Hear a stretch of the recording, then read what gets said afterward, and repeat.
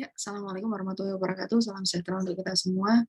Eh, Di sesi Integrated Marketing Communication kali ini, saya akan menjelaskan sedikit tentang implementasi digital IMC. Saya pakai studi kasus ya. Kalau Mbak Mas sudah cek My Class, itu ada video pembelajaran dari Mas Erwan. Mas Erwan ini akan sharing tentang IMC digital yang diimplementasikan di brand lokal, yaitu di Aqua ya. Nah, ini nanti saya akan mengarah ke sesuatu yang global ya, atau brand yang representasinya global. Nah, kita mulai saja materi kita siang ini. Ini dia, Mbak Mas. Digital IMC Study Case. Nah, di slide berikutnya, sekilas saya akan membandingkan antara komunikasi pemasaran terpadu atau IMC yang konvensional ditandai dengan warna yang pink atau salmon ini ya. Kemudian komunikasi pemasaran terpadu digital pakai warna hijau. Oke. Nah, untuk yang konvensional, saya bisa menyimpulkan bahwa mereka tujuannya adalah supaya konsumen itu aware tentang produk yang mereka pasarkan. Nah, kalau sudah dijelaskan panjang lebar, kemudian tujuan keduanya adalah supaya konsumen ini percaya pada brand tersebut atau ada trust yang terbentuk. Fokusnya di brand. Brand mengkomunikasikan secara satu arah kepada konsumen lewat media. Makanya banyak campaign atau banyak iklan, banyak promo yang ditayangkan di media. Medianya apa? Media-media konvensional, media luar ruang, billboard misalnya. Kemudian flyer atau brosur. Kemudian iklan yang on air di radio atau iklan yang tayang di TV pada saat prime time. Nah, untuk itu bisa dibayangkan betapa besar biaya yang dibutuhkan pada saat melakukan campaign-campaign ini ya. Nah, konsekuensinya muncul tagline bahwa untuk membrainwash konsumen, brand mengutarakan konsumen yang hebat itu beli produk kita. Nah, itulah sebabnya konsumen itu butuh kita. You need us. Dari perspektif brandnya ya. Hasil akhirnya apa sih? Supaya konsumen beli, ada purchase. Kemudian basis konsumennya nambah, jumlah konsumennya nambah, jumlah pembeliannya nambah, ada growth di sini. Agak berbeda dengan komunikasi pemasaran yang diimplementasikan secara digital. Ini bisa jadi brand-brand yang sudah cukup sustainable, kemudian mereka hijrah dari konvensional ke digital, maka mereka bisa jadi tidak membutuhkan awareness lagi, karena konsumen sudah sangat aware dengan adanya produk tersebut. Yang dibutuhkan apa toh? Supaya valuasi bisnisnya meningkat. Kalau dari juta dolar meningkat jadi miliar dolar, dari miliar dolar meningkat jadi triliun dolar, ya. Kemudian market share-nya nambah, ya. Market share itu adalah persentase kepemilikan atau cakupan konsumen dari brand tertentu dibandingkan kompetitornya. Beberapa waktu yang lalu saya sempat kasih lihat hasil riset dari Nielsen ya, Nielsen Audit Retail. Jadi Nielsen khusus untuk industri pengecar atau industri yang langsung berhubungan dengan konsumen. Aqua itu menduduki atau menguasai 33% konsumen di Indonesia dibandingkan air minum dalam kemasan yang lain. Ya, Aqua dalam arti air mineral. Nah, ini adalah valuation dan fortune. Untuk itu, karena brand ini sudah diketahui oleh konsumen, mereka sekarang mengalihkan perhatiannya ke konsumen. Gimana caranya bisa berkomunikasi secara interaktif dengan konsumen atau komunikasinya timbal balik. Fokusnya apa? Customer engagement. Customer engagement supaya konsumen tidak hanya terus-terusan membeli, tapi juga konsumen memberikan feedback supaya konsumen-konsumen yang lain mau beli produk tersebut karena terbukti cara ini lebih efektif. Makanya sekarang Mbak Mas mengenal ada influencer ya. Nah, dari sini bisa dilihat bahwa brand tersebut berhasil memangkas beberapa persen biayanya. Jadi biayanya sekarang lebih masuk akal. Karena selain lewat iklan, lewat influencer, lewat campaign, ini mereka juga bisa mengimplementasikannya sebagai bagian dari program yang berhubungan dengan masyarakat atau consumer society focus program ya. Salah satunya adalah CSR, corporate social responsibility ya, yang corporate give back atau mendonasikan sebagian profitnya untuk kesejahteraan konsumen atau komunitas. Nah, maka tagline-nya berubah. Kami hebat karena ada konsumen yang loyal. Our greatness comes from you. Dari perspektif brand itu butuh konsumen. We need you. Ya. Tujuan akhirnya apa? Selain retention, konsumen terus-menerus membeli kalau produknya sudah rusak, konsumen juga memberikan feedback supaya konsumen yang lain mau membeli produk yang sama. Atau influencing, social engineering. Nah, saya ambil dari brand global Mbak Mas, Nike, ini sudah kita kenal bersama ya. Dari sejarahnya itu mulai ditemukan di tahun 64, kemudian simbolnya yang ikonik seperti tanda centang ya. Ini swoosh sign atau swoosh symbol SWOOSH itu ditemukan tahun 71 dan di tahun 84 Nike berhasil mengkontrak pemain basket profesional pertama Michael Jordan yang terkenal pernah melakukan airwalk untuk slam dunk itu ya. Makanya produknya Nike namanya Air Jordan. Nah, dan ternyata di dekade yang sama kita bisa menemukan bahwa tagline Just Do It itu terinspirasi dari sesuatu yang sebenarnya cukup negatif ya impact-nya. Dari tagline-nya seorang serial killer, Just Do It.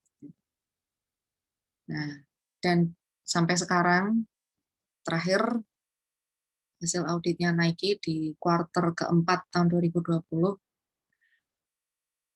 penguasaan market atau valuasi brandnya sudah mencapai 38 triliun dolar ya Amerika. Oke, sekelas tentang Nike Mbak Mas. Kalau dari market share ternyata Nike ini masih leading dibandingkan kompetitor-kompetitornya seperti di sini ada Adidas, Asics, Puma, dan Under Armour. Under Armour ini mungkin agak beda ya, karena dia termasuk yang intensified sport, jadi bukan regular sport seperti lagi Adidas dan teman-temannya. Karena bisa dilihat dari brand ambasadornya Under Armour untuk Indonesia saja itu ada Deddy Corbuzier sama Aderai. Dua-duanya memang concern terhadap kesehatan fisik. Dua-duanya punya tampilan fisik yang prima. Kalau Aderai kan memang bodybuilder ya. Sementara untuk US ada The Rock. Ya, bisa dilihat brand up seperti apa yang direpresentasikan oleh 3 brand ambassador. Dan dilihat di sini kayaknya semua brand itu kena imbasnya pandemi ya. Di bagian yang berwarna navy ini ada penurunan penjualan. Nah, target konsumen Nike yang seperti Mbak Mas lihat di slide itu adalah everyday athlete seperti Pak Jokowi gitu ya, yang nggak berolahraga secara intens dan tidak digaji untuk berolahraga gitu ya, karena beliau presiden, jadi everyday athlete. Kemudian ada pro athlete seperti Michael Jordan. Ini adalah target konsumennya Nike. Kedua-duanya saling mempengaruhi. Konsumen orang awam, mereka dipengaruhi oleh preferensi dari atlet pro, dan atlet pro biasanya mereka bikin campaign yang melibatkan atlet sehari-hari atau konsumen awam. Nah, sebelum saya menjelaskan implementasi IMC Nike secara digital, Saya akan memaparkan sedikit tentang analisis situasi. Kita pakai diagram SWOT ya di sini. Jadi dari strength, ini positif semua, mulai dari brand equity, yaitu gimana cara konsumen memahami brand, kemudian jejaring penjualan, network, atau positioning, penempatan brand tersebut di benak konsumen ya. Apakah top of mind, atau masih ada di level kedua, ketiga, dan sebagainya. Dan Nike ini implementasi komunikasi pemasarannya sudah sangat kuat karena sudah teruji dari tahun 60 sampai sekarang, sudah melewati beberapa dekade. Weakness-nya apa? Konsumen dengan jarak usia yang cukup jauh, misalnya saya milenial ke Mbak Mas yang Gen Z gitu ya, ini mempersepsi brand Nike dengan cara yang berbeda. Katakanlah saya nggak mau repot gitu. Saya pengen produk yang awet, meskipun untuk beli saya perlu saving beberapa waktu dulu gitu ya. Ya, tidak lain tidak bukan pilihan saya akan jatuh ke Nike. Kalau Mbak Mas masih ada beberapa alternatif yang dari sisi desain barangkali lebih trendy, lebih gaul gitu ya untuk konsumen seusia Mbak Mas. Ada Skechers, ada Converse, kemudian ada Airwalk ya, atau brand-brand lokal, misalnya ada Ventela, ada Kompas ya. Nah, yang ini hanya bisa dirasakan oleh Mbak Mas. Opportunity dari Nike apa sih ya? Dia melakukan migrasi dari konvensional ke digital. Buktinya apa? Selain mengembangkan wearable gadget yang namanya Nike Fuel Band ya, yang sayangnya tidak terlalu sukses di pasaran, makanya sekarang sudah discontinue. Mungkin hanya sebagian kecil konsumen Indonesia yang terpapar sama Nike Fuel Band. Nike selain mengembangkan wearable gadget, dia juga mengembangkan aplikasi ya, aplikasi untuk training fisik ya, orang-orang yang olahraganya di gym, atau aplikasi untuk running. Dan yang terakhir ini adalah ancamannya Mbak Mas. Jadi kompetitornya sekarang Nike tidak hanya bersaing dengan brand-brand yang dari luar negeri ya. Nike di skala Indonesia itu juga bersaing dengan brand-brand lokal. Seperti yang sudah saya sebutin tadi, ada Ventela, ada Kompas, dan lain sebagainya. Itu ancaman untuk Nike, terutama untuk meraih perhatian konsumen Gen Z. Nah, Nike dari pendekatan marketing komunikasi yang tradisional, mereka akhirnya mengembangkan inovasi produk dan mereka lebih fokus ke well-being atau kesejahteraannya konsumen ya. Jadi mereka tidak hanya bicara tentang brandnya sendiri, tapi sekarang fokusnya sudah beralih ke konsumen. Sedikit flashback, di sini saya jelaskan secara singkat ya. Perbedaan pendekatan brand ke konsumen. Ada ATL, BTL, dan TTL. Orang markom konven itu akan mengenal ATL dan BTL. ATL yang bisa saya contohkan adalah segala sesuatu dengan budget yang cukup besar. Misalnya outdoor advertising, baliho, kemudian bintang iklan. Siapa sih bintang iklannya tuh? Arya Saloka, Amanda Manopo. Untuk Indonesia yang dikenal sampai ke luar negeri, Jota Slim, Cinta Laura, adalah deretan artis papan atas yang mewakili beberapa brand di Indonesia. Nah, terlihat di situ.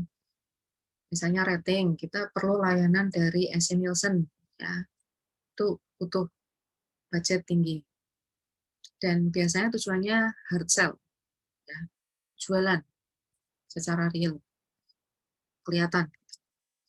Sementara BTL ini mereka punya kecenderungan soft sell. Contohnya apa nih?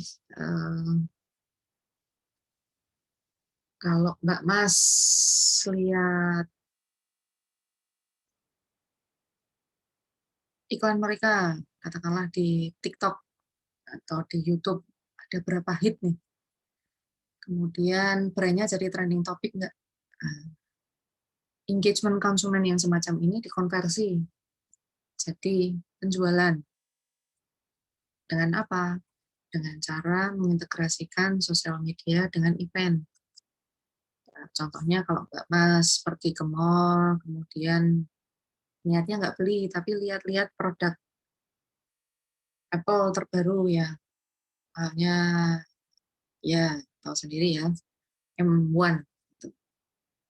Nah, Mbak Mas pegang produknya, kemudian coba bisa merasakan dimensinya ringan atau berat, operating sistemnya apa saja yang disupport, kemudian dari speknya di situ ditulis, ada yang buatan Apple sendiri, ada yang masih pakai punyanya Intel ya.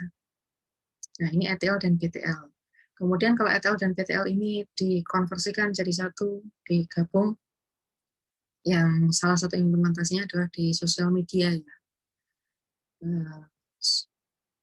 Ini tidak hanya hard sell dan soft sell, Mbak Mas, tapi menyentuh konsumen di level personal. Artinya konsumen bisa mengalami berinteraksi dengan produk itu sendiri tanpa pakai perantara. Yang itu kemudian misalnya ada pameran terintegrasi ya. Kita lihat, kita rasain, kita nyoba sendiri, dikonversi menjadi penjualan langsung. Bisa jadi seperti itu. Misalnya test drive, kita booking lewat aplikasi test drive mobil, jam dan tanggalnya gitu ya. Kemudian kita datang ke dealernya untuk test drive, kemudian kita merasakan di situ. Nah, konversinya apa? Pertama adalah personal experience, yang kedua penjualan. Nah, yang ketiga, kalau ternyata ini konsumennya sudah beberapa kali beli, berarti dia termasuk konversi loyalitas ya, konsumen yang loyal terhadap brand tersebut. Nah, ini adalah perbandingan antara ETL, BTL, dan BTL. Di masa implementasi markom konvensional, kurang lebih prosesnya seperti ini, Mbak Mas. Kita punya problem, kemudian kita cari solusinya apa, kita nemu salah satu produk. Kemudian kita membandingkan produk itu dengan produk kompetitor yang lain. Yang punya kelebihan dari sisi harga, misalnya lebih murah, dari sisi kualitas bisa jadi lebih baik dengan harga yang sama. Akhirnya kemudian kita memutuskan membeli atau tidak. Nah, dari situ berhenti di post purchase evaluation. Kita rasakan sendiri. Rasanya enak enggak? Sesuai dengan uang yang kita keluarkan enggak? Nah, makanya bauran komunikasi pemasarannya yang diterapkan adalah bauran komunikasi pemasaran yang konvensional. Mulai dari iklan, promosi penjualan, penjualan personal, public relation, sampai pemasaran langsung. Agak berbeda dengan pendekatan marketing communication digital, ya, di mana brand itu menjangkau konsumen dengan konten marketing. Marketing berbasis konten atau marketing berbasis caption. Makanya apa nih? Naratif, narasi. Dan narasi ini atau brand itu pasti punya guideline yang harus ditugaskan ke influencer tertentu. Nah, ada beberapa level influencer, Mbak Mas, mulai dari yang nano, mikro, makro, sampai mega bintang. Nah, yang nano ini biasanya keempat influencer ini dikategorikan oleh jumlah followersnya di sosial media. Apakah nano itu justru valuasinya kecil, kalau dia bisa secara intensif mengikat atau merangkul konsumen, nah harusnya biaya endorse-nya sepadan dibandingkan yang seleb yang followersnya jutaan atau puluhan juta atau bahkan ratusan juta yang tidak lagi bisa menjangkau konsumen secara personal. Di situ ada evaluasinya masing-masing. Nah, yang dilakukan influencer ini adalah social engagement. Dia menarik perhatian konsumen dari sisi personal ya. Kemudian kalau konsumennya itu jamak, maka ya dia sudah menjangkau society. Yang diusahakan apa sih? Connection. Connection dari brand ke konsumen dengan perantara dia. Ini adalah beberapa strategi yang dilakukan sama Nike ya, Mbak Mas. Nah, melibatkan ETL, BTL, dan TTL. Kita bicara dari konteks pasca pandemik. Ya. Nah, pandemik, karena ini kebetulan kampanye Nike itu fokus di Amerika ya. Cara pemerintah dan warga Amerika menghadapi pandemik sedikit berbeda dengan kita. Kalau kita fokus ke implementasi prokes ya. Kalau di Amerika ada lockdown. Nah, itu yang membuat konsumen atau warga masyarakat di Amerika itu kemudian terisolir ya, karena mereka harus bertahan di lingkungan hidupnya sendiri-sendiri. Kampanye Nike yang bisa Mbak Mas cek dari link yang saya bagikan di sini, ini tagline-nya adalah "You cannot be stopped". Brand ambassador-nya ada 3 orang. Naomi Osaka yang barusan menang Australia Open, Marcus Rashford, ini pemain Manchester United, dan Kevin Durant, ini NBA player. Kemudian sosial media untuk menyatakan atau menjaring semua konsumen dari semua diversifikasi produk yang disediakan oleh Nike ya. Dari semua lini bisnisnya Nike, ada beberapa di sini Mbak Mas. Bisa dari aplikasinya, bisa dari marketplace-nya atau shop online-nya, bisa dari media sosialnya. Dan kalau Mbak Mas nemu di satu platform media sosial, katakanlah di Instagram, ada beberapa akun Nike yang terverifikasi, ya ini tidak mengherankan. Ini cara mereka untuk menggiring konsumen supaya tetap beli Nike. Intinya sih. Nah, salah satu yang dilakukan Nike dengan memanfaatkan momen di Australia Open 2020 kemarin yang menang adalah Naomi Osaka. Dia petenis masih muda, keturunan Jepang Amerika ya. Cukup dengan caption pendek, sederhana gini, "Just because your situation changes doesn't mean you have to." Artinya, situasi itu boleh berubah ke hal yang bahkan tidak pernah kita prediksi sebelumnya.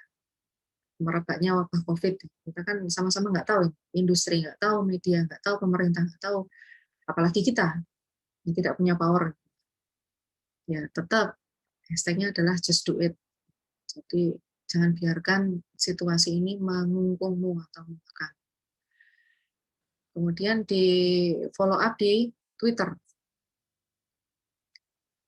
Entah ini dari quote-nya Naomi Osaka sendiri atau dari Nike kemudian dipakai air quote seolah-olah itu adalah quote-nya Naomi Osaka ya. Karena kebetulan ini adalah gelar keempat yang dimenangkan oleh Naomi Osaka. Karena secara internasional ini ada pertandingan tenis skala internasional yang bergengsi, itu ada beberapa ya. Ada Wimbledon itu British Open, ada America Open, ada Australia Open. Yang saya tahu 3 ini, yang keempat nggak tahu. Mungkin ada 4 atau ada 3. Nah, Naomi itu sudah menang 4 berturut-turut ya.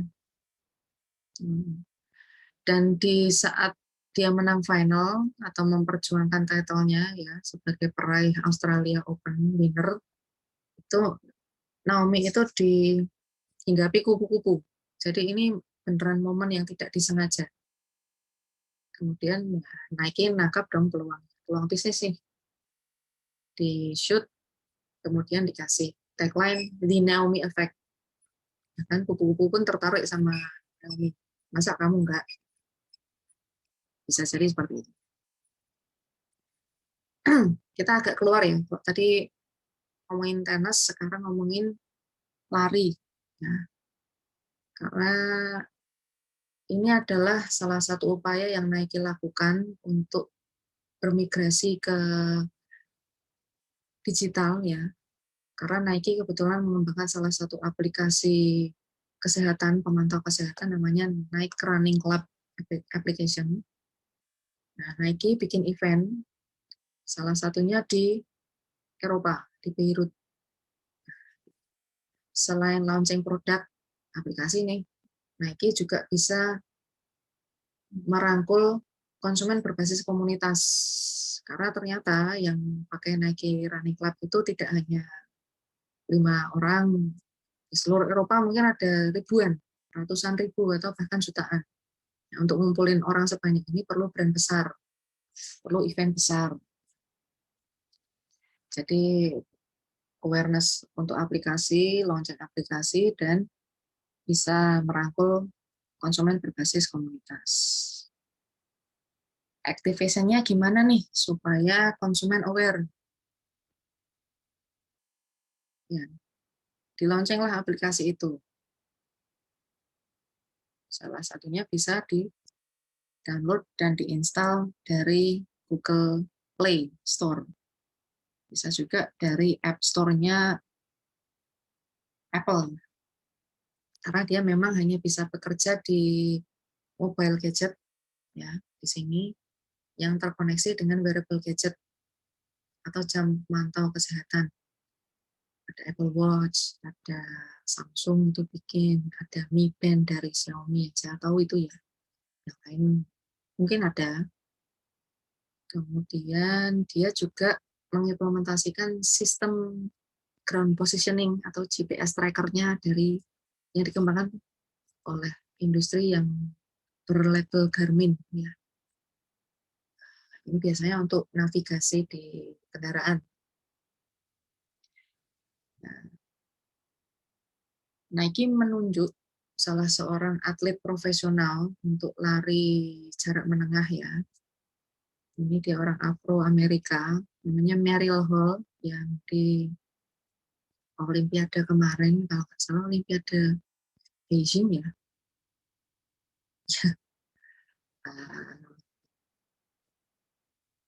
Intinya sih Mbak ini pernah dapat emas di Olimpiade, entah Olimpiade yang kemarin atau Olimpiade sebelumnya. Dan dia mengendorse salah satu akun Nike yaitu Nike Running.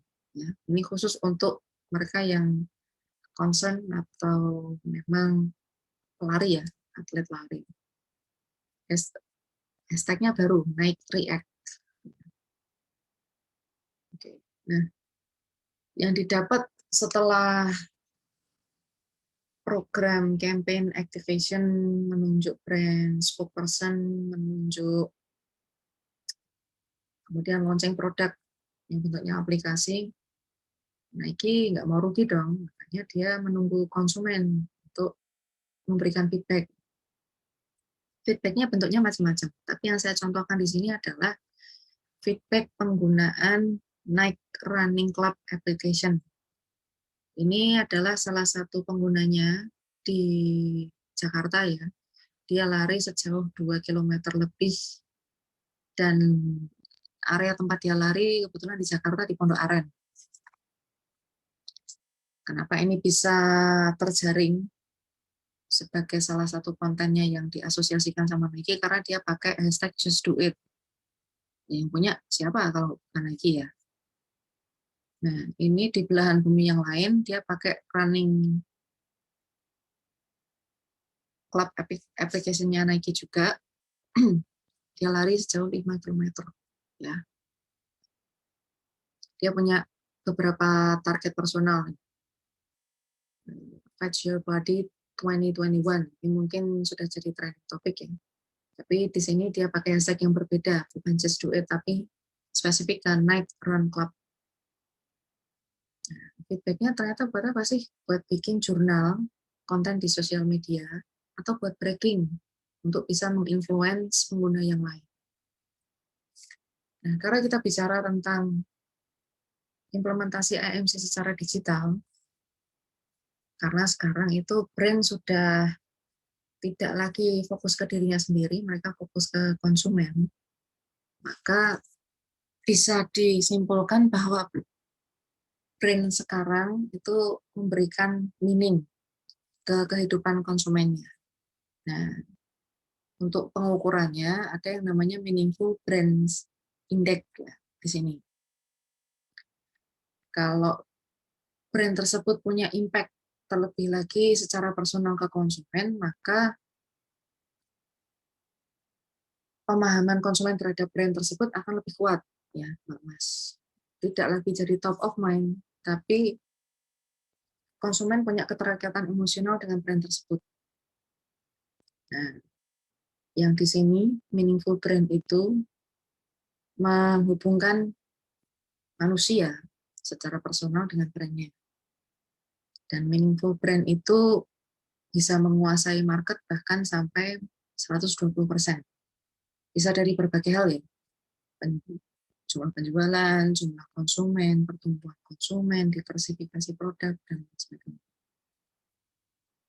Nah, meaningful brand index itu apa sih sebenarnya? Nah, seperti yang sudah saya jelaskan tadi, brand yang bisa memberikan manfaat kepada konsumen ya.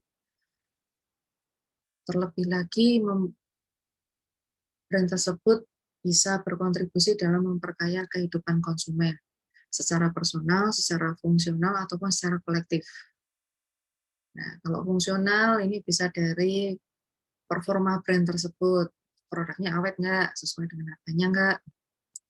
Kemudian dari personal benefit, apakah brand tersebut memang bisa meningkatkan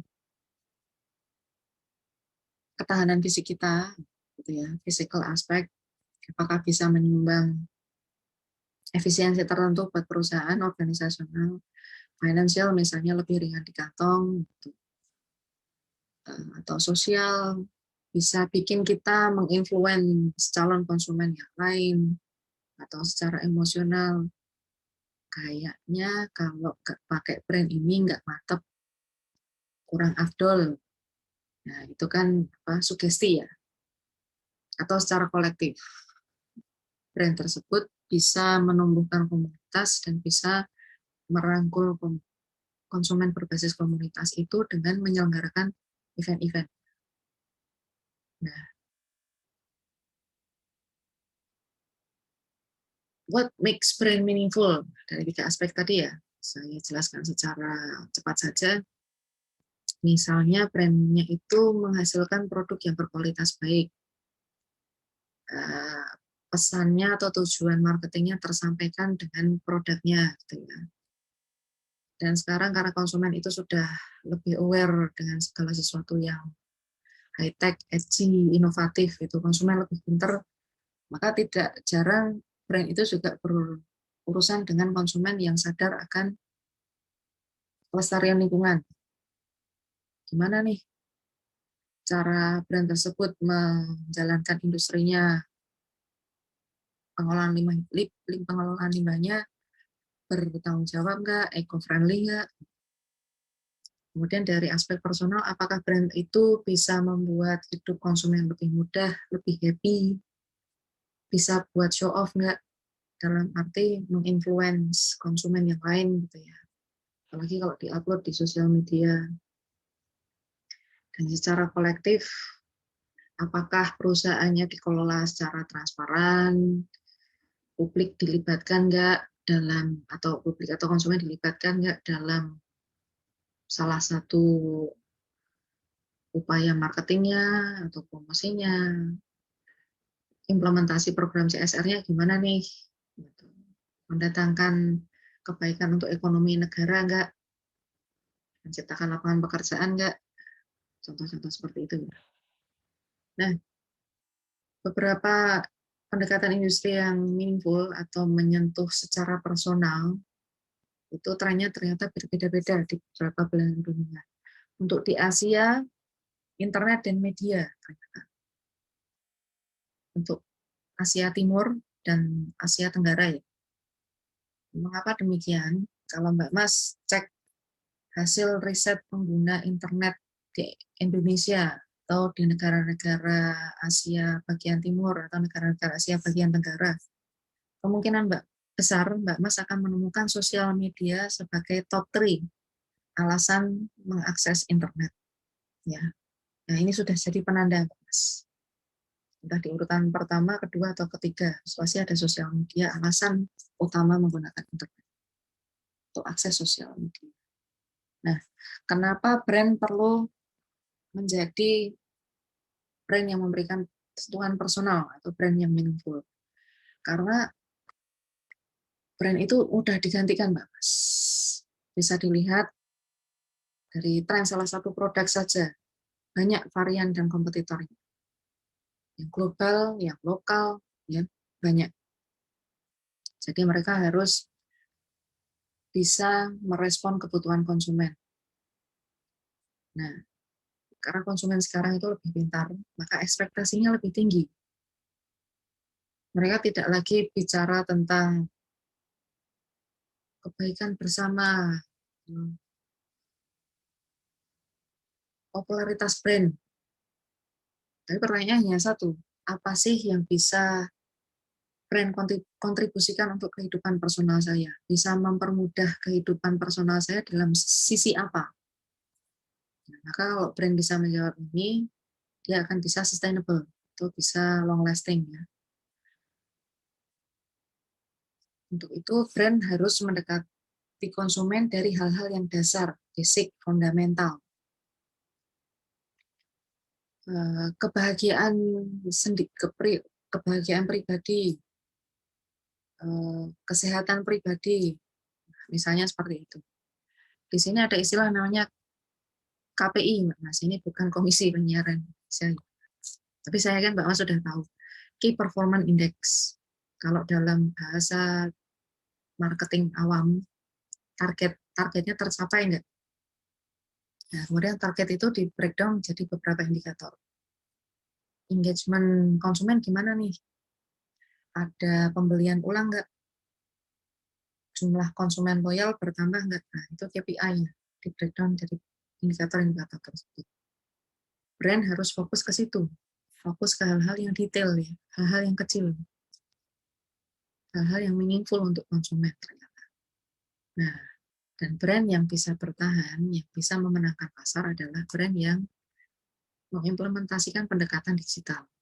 Karena tidak ada cara lain selain gadget, mobile technology, sosial media untuk menjangkau konsumen secara personal. Itu sih, Mbak Mas, yang bisa saya paparkan hari ini. Mudah-mudahan bermanfaat. Terima kasih atas waktunya sudah join dengan saya. Wabillahi taufiq wal hidayah. Assalamualaikum warahmatullahi wabarakatuh. Salam sejahtera untuk kita semua.